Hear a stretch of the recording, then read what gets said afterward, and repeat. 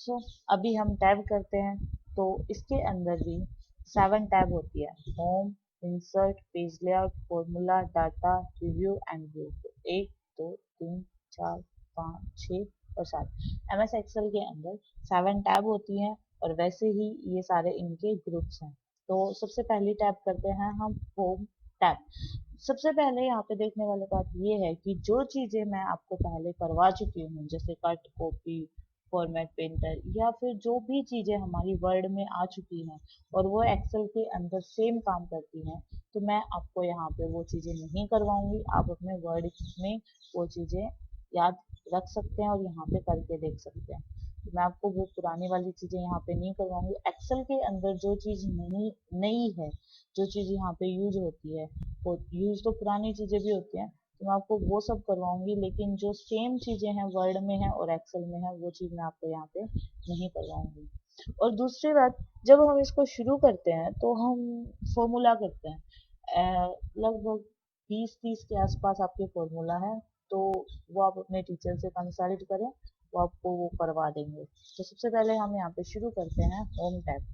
Home tab में आप यहाँ पे फिर देख सकते हैं सबसे पहला ऑप्शन होता है क्लिपबोर्ड। क्लिपबोर्ड के अंदर होता है cut, copy, paste, format, painter.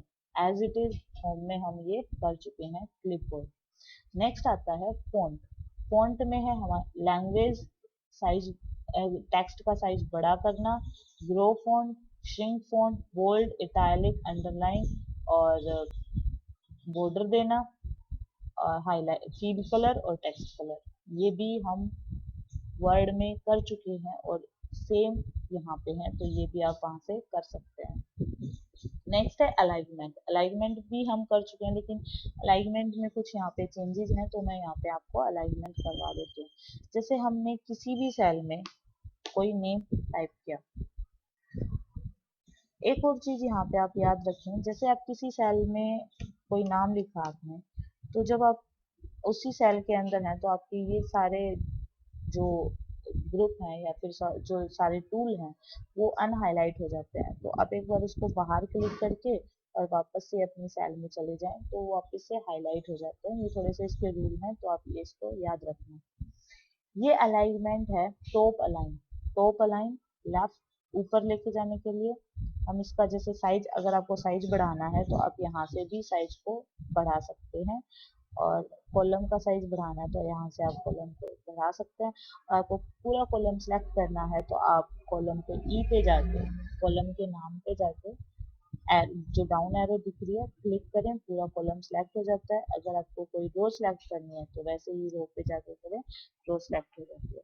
अभी हम ये करते हैं। आपको टॉप में नहीं मिडल में अलाइन चाहिए, मिडल में हो जाता है। आपको बिल्कुल बॉटम में अलाइन चाहिए, आप इसको बॉटम में अलाइन कर सकते हैं। ये left, centre and right align करने के लिए हम अलाइनमेंट का यूज करते हैं। नेक्स्ट है ओरिएंटेशन। आप इसको किसी भी रोटेशन में घुमा सकते हैं, क्लॉकवाइज, एंटी क्लॉकवाइज, तो उसके लिए ओरिएंटेशन का यूज किया जाता है। ये इंडेंट है, डिक्रीजिंग इंडेंट और इंक्रीजिंग इंडेंट। नेक्स्ट होता है रैप टेक्स्ट। रैप टेक्स्ट का मतलब होता है टेक्स्ट को तोड़ना। जैसे कि हमने यहाँ पे लिया,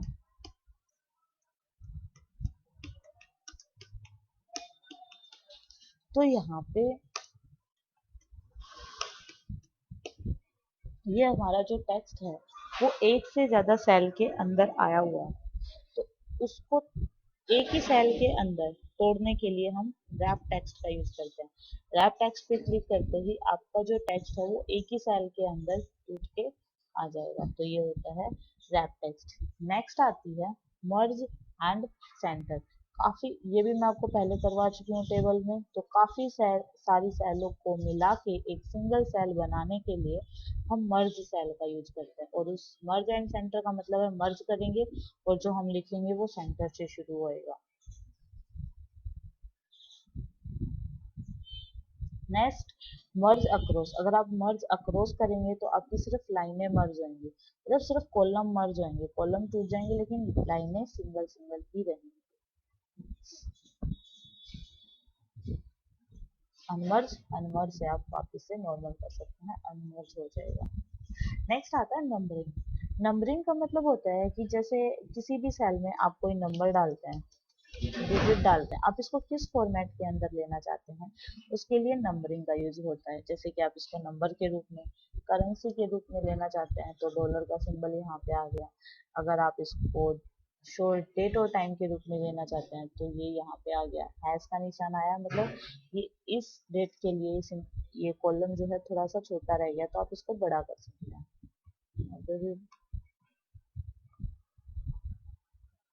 सॉरी, ये सिंबल ही ऐसा है। अगर आपको परसेंटेज चाहिए तो आप परसेंटेज के रूप में इसको ले सकते हैं।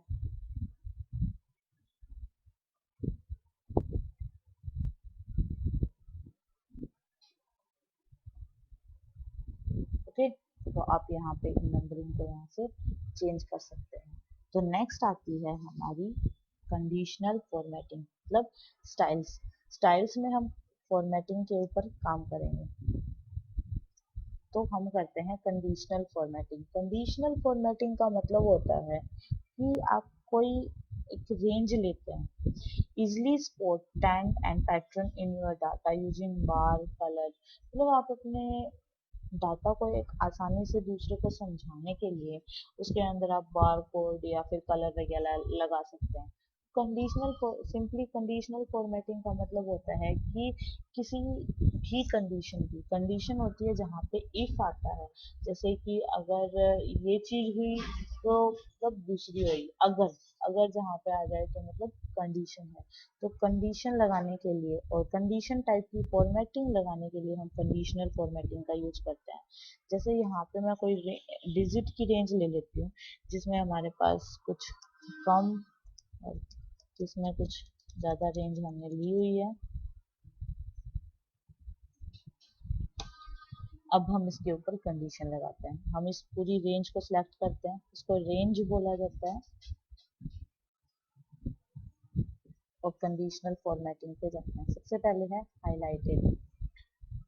आप ग्रेटर देन पे क्लिक करते हैं तो यहाँ पे आपकी एक विंडो ओपन होती है। यहाँ पे आपका दिया गया है कि 449, ग्रेटर देन का मतलब है कि 449 से ऊपर जो भी होएगा उसको लाइट रेड कलर में दिखाया जाएगा। हम यहाँ से चेंज भी कर सकते हैं। हम यहाँ पे हमारी रेंज में एक कंडीशन लगाना चाहते हैं कि हमारी रेंज में कोई भी चीज अगर 100 से ऊपर है तो उसको रेड में शो किया जाए। तो 100 से ऊपर तो बहुत है, और या फिर हम अलग लगा लेते हैं 50।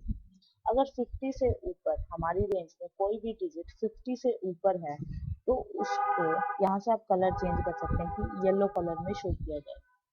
तो यहाँ पे आपको येलो कलर में शो हो जाएगी। एंड अभी आप देख सकते हैं। अगर आपको ये फॉर्मेटिंग हटानी है, आपको अच्छी नहीं लगी या फिर किसी भी वे में आप इसको हटाना चाहते हैं तो आप क्लियर फॉर्मेटिंग, फॉर्मेट्स, सिर्फ फॉर्मेटिंग हटाने के लिए फॉर्मेट का यूज होता है। तो क्लियर फॉर्मेटिंग से आप इसको हटा सकते हैं। नेक्स्ट है, जैसे ये तो ग्रेटर देन थे, सेम ऐसे ही लेस देन, कि भाई कितने से कम। तो यहाँ पे आप सेट कर सकते हैं कि 50 से नीचे जो है वो हमारे लाइट रेड कलर में शो करें। बिटवीन, बिटवीन का मतलब होता है बीच के, कि हम दो रेंज देंगे कि 225 और 673 के बीच की जो रेंज है। तो मैं यहाँ पे 50 टू 100 दे देती हूँ। 50 और 100 के बीच में, 50 और 100 के बीच में जो रेंज है उसको अलग से शो करें, इक्वल टू, और ये सब आप ऐसे इसके देख के इसको कर सकते हैं। नेक्स्ट है टॉप, मतलब टॉप 10 आइटम या less 10 item, between between 10 item आप देखना चाहते हैं तो उनको अलग कलर में शो कर देगा। हमें टॉप 10 नहीं, कम चाहिए तो आप यहाँ से कम भी ले सकते हैं। सो ये थी, ये है डाटा बार। डाटा बार के रूप में आपको यहाँ पे कलर फील करके दिखाएगा, जो कम है उसको कम बार में शो कर रहा है, ज्यादा उसको ज्यादा बार में। जैसे कि ये 2, 1, 4, 5, ये तो बहुत ही कम है क्योंकि हमारी हाईएस्ट वैल्यू 897 है, 897। तो ये उसके सामने 1 2 3 4 5 बहुत ही कम है, तो इसलिए इनको कुछ भी नहीं दिखा रखा। 25 पे देखो बिल्कुल हल्का सा वो पतला सा सिंबल आया हुआ, 54 पे उससे थोड़ा ज्यादा, 56 और 56 पे उससे थोड़ा सा ज्यादा, 487 89 पे उससे भी ज्यादा, 487 पे उससे भी ज्यादा। तो ये होती है बार। आप इसको बार के रूप में भी ले सकते हैं। नेक्स्ट कलर कोड के रूप में अगर आप लेना चाहो तो आप कलरिंग के रूप में इसको ले सकते हैं। और नेक्स्ट आइकॉन के रूप में अगर आप इसको शो करना चाहो तो आप इसको आइकॉन के रूप में भी शो कर सकते हैं। अगर आपने कोई भी रूल लगा रखा है, जैसे मैंने ये रूल लगाया, अगर उस रूल को हटाना चाहते हैं तो आप क्लियर रूल भी कर सकते हैं, सिलेक्टेड सेल के ऊपर या फिर सब के ऊपर, तो आप रूल भी हटा सकते हैं। तो यहाँ से भी आप रूल हटा सकते हैं और यहाँ से फॉर्मेटिंग को क्लियर कर सकते हैं। नया रूल बनाना है आपको तो नए रूल बना सकते हैं। जैसे आप कितने कलर में लेना चाहते हैं, आप 3 कलर में लेना चाहते हैं, यहाँ से आप सारों का कलर चेंज कर सकते हैं।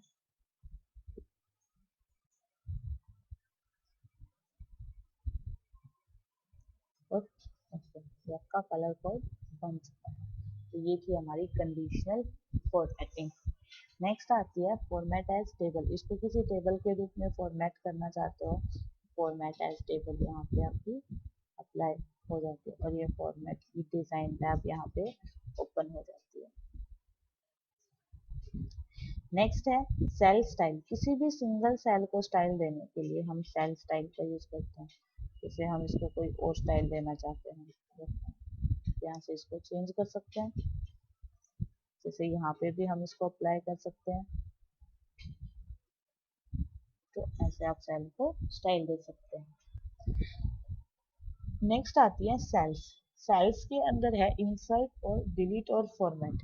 जैसे आपने अपनी टेबल ले रखी है ये वाली, आप इसके अंदर कोई सेल या कोई रो या फिर कोई कॉलम इंसर्ट करना चाहते हैं तो आप इंसर्ट का यूज कर सकते हैं। जैसे आप 4 पे हैं तो यहाँ पे आप एक इंसर्ट सेल इंसर्ट करना चाहते हैं या फिर रो इंसर्ट या कॉलम इंसर्ट या फिर टेबल के अंदर ऊपर या नीचे, क्योंकि हमने यहाँ पे टेबल ले रखी है इसलिए टेबल के ऑप्शंस दिखा रहा है। नहीं तो अगर आप यहाँ पे सिंपल पे हैं तो आपको यहाँ पे टेबल ऑप्शंस शो नहीं करेगा। आप यहाँ पे टेबल के अंदर थे इसलिए टेबल के अंदर आपको टेबल ऑप्शन शो कर रहा था, लेकिन यहाँ पे नहीं करेगा। जैसे मैं एक रो इंसर्ट करना चाहती हूँ तो आप यहाँ देख सकते हैं इन दोनों के बीच ये पूरी रो इंसर्ट हो गई है, तो इनके बीच में से अगर आप यहाँ पे जैसे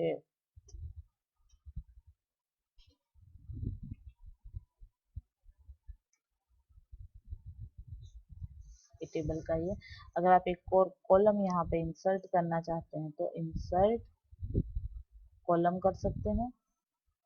यहाँ पे एक कॉलम इंसर्ट हो जाएगा। सेम इसको आप डिलीट भी कर सकते हैं। जैसे हम कॉलम को डिलीट करना चाहते हैं तो कॉलम आपका डिलीट हो जाए। शीट को डिलीट कर सकते हैं। जैसे फर्स्ट शीट पे है और हम इस शीट को डिलीट करना चाहते हैं तो डिलीट शीट, डिलीट, आपकी शीट डिलीट हो चुकी है। तो ऐसे आप इंसर्ट और डिलीट कर सकते हैं। नेक्स्ट ऑप्शन आता है फॉर्मेट। फॉर्मेट में आप फॉर्मेटिंग कर सकते हैं। जैसे कोई भी एक सेल हमने ले रखी है, सबसे पहले है रो। रो की हाइट यहाँ पे 15 दिखा रही थी, अभी प्रेजेंट में इसकी हाइट 15 है। अगर आप इससे ज़्यादा लेना चाहते हैं जैसे 50 तो आप इसकी हाइट 50 भी ले सकते हैं। ओके। अगर ऑटो फिट मतलब जैसे ही इसकी पहले थी वैसी की वैसी करना तो ऑटो फिट। नेक्स्ट है कॉलम की विड्थ। कॉलम की डिफॉल्ट विड्थ जो है वो 8.43 होती है। अगर आप यहाँ पे ज़्यादा लेना चाहते हैं तो ज़्यादा भी ले सकते हैं। ये है ज़्यादा होगी, ऑटो करेंगे तो ये वापस से वैसी ही हो जाएगी। नेक्स्ट है डिफॉल्ट विड्थ। अगर आपको देखनी है कि किसी भी कॉलम की डिफॉल्ट विड्थ कितनी होती है तो वो है 8.43। नेक्स्ट है हाइड और अनहाइड। अब किसी भी रो को, कॉलम को, शीट को हाइड करना चाहते हैं तो आप यहाँ से हाइड कर सकते हैं। जैसे मैं इस कॉलम को हाइड करना चाहती हूँ तो जे, यहाँ पे आप देख सकते हैं आई के बाद सीधा ए है, तो जे कॉलम जो है आपका हाइड हो चुका है, छुप चुका। अगर आपको वो वापस चाहिए तो यहीं पे जाएं अनहाइड कॉलम पे करें तो कॉलम वापस आ जाएगा। नेक्स्ट है रीनेम शीट। किसी भी शीट को नाम देने के लिए रीनेम शीट का यूज किया जाता है। जैसे यहाँ पे शीट नंबर 2 आया हुआ है, हम यहाँ पे कोई नाम रखना चाहते हैं शीट का, तो आप यहाँ पे शीट का नाम भी रख सकते हैं। जैसे इस शीट का भी हम नाम चेंज करना चाहते हैं तो हम ऐसे, अब हम इनको इन नाम से जान सकते हैं। ये तब यूज होता है जैसे कि हम कोई शीट बना रहे हैं, एक शीट में हम स्टूडेंट का रिपोर्ट रखते हैं, एक शीट में हम स्टूडेंट का रिजल्ट रखते हैं, एक शीट में हम उनकी डिग्री रखते हैं। तो हम यहाँ पे student information, student degree, student fee detail, ऐसे करके हम काफ़ी सारी शीट एक ही के अंदर बना सकते हैं और उससे वो हमारी एक वर्क बुक तैयार हो जाएगी। नेक्स्ट आता है मूव और कॉपी। आप अपनी शीट को यहाँ से मूव करना चाहते हैं, जैसे आप इसको राम को एंड में लगाना चाहते हैं तो राम लास्ट में आ गया और साइन एंड में आ गया। तो ऐसे भी आप इनको चेंज कर सकते हैं। Tab colour. टैब कलर का मतलब होता है शीट को कलर देना। जैसे जो शीट की टैब है उनको कलर देना, जैसे ग्रीन कलर, तो आप यहाँ देख सकते हैं कि शीट का ग्रीन कलर हो गया है। तो ऐसे आप टैब को कलर दे सकते हैं। जो शीट है उसकी ये टैब है, आप उनको कलर दे सकते हैं। नेक्स्ट होता है प्रोटेक्ट शीट। अगर आप अपनी शीट को पासवर्ड के थ्रू प्रोटेक्ट करना चाहते हैं तो आप यहाँ पे पासवर्ड लगा सकते हैं। ओके, री एंटर पासवर्ड। ओके, अब आप इस शीट के ऊपर कोई भी काम नहीं कर पाएगा। जब भी कोई काम करना चाहेगा तो उसको मैसेज आएगा कि आप यहाँ पे चेंज नहीं कर सकते क्योंकि आपकी शीट क्या है, प्रोटेक्टेड। अगर आपको इसको हटाना है तो वही वापस फॉर्मेट और अनप्रोटेक्ट से वही पासवर्ड और ओके, अपनी शीट पे अब आप काम कर सकते हैं। कोई भी प्रोटेक्शन आपकी शीट पे अभी नहीं है। Lock cell. लॉक सेल का मतलब होता है सेल को लॉक करने के लिए आप इसका यूज कर सकते हैं। तो आप फॉर्मेट भी कंप्लीट हो चुका है। नेक्स्ट है ऑटो सम। जैसे कि मैंने आपको पहले बताया था कि इसमें 30 या 35 के आसपास फॉर्मूले हैं, वो आपके टीचर से आप कंसल्ट कर सकते हैं। तो अगर आपने कोई भी फॉर्मूला लगाया है, जैसे आपने यहाँ पे सम का फॉर्मूला लगाया है, आप यहाँ सम करना चाहते हैं तो फॉर्मूला लगाते हैं आप इक्वल टू। किसी भी फॉर्मूला को लगाने से पहले इक्वल टू का सिंबल बहुत जरूरी होता है। अगर इक्वल टू नहीं है तो आपका फॉर्मूला वैलिड नहीं है।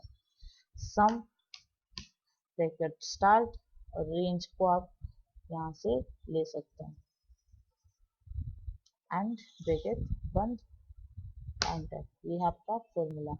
मान लो हम यहाँ पे बिना फॉर्मूला के ऑटोमेटिकली इसको सम करना चाहते हैं, जैसे इस 40 को भी ले लेते हैं तो ऑटो सम पे जाएंगे, ऑटोमेटिकली इसमें सम करके दिखा दे। ये फॉर्मूला ले रखा था ना, इस वजह से 40 को हटा के ऑटो सम भी ये कर सकता है। ऑटो एवरेज निकाल सकता है, ऑटो मैक्स, ऑटो मिनिमम, आप कोई भी फॉर्मूला इसमें ऑटोमेटिकली कर सकते हैं। लास्ट है फील। फील का मतलब होता है कंटिन्यू ए सीरीज और pattern into neighbouring cell in any direction. जैसे आपने कोई सेल ले रखी है,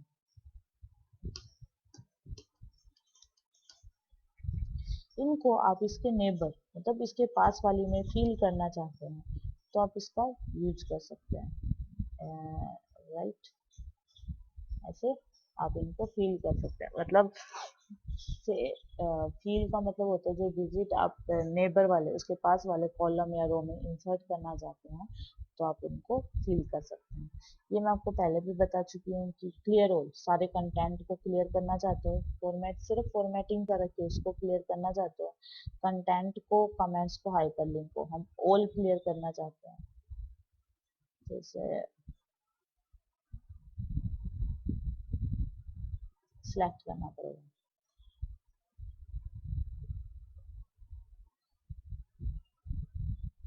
ओके, जैसे ये सब कुछ क्लियर कर देगा।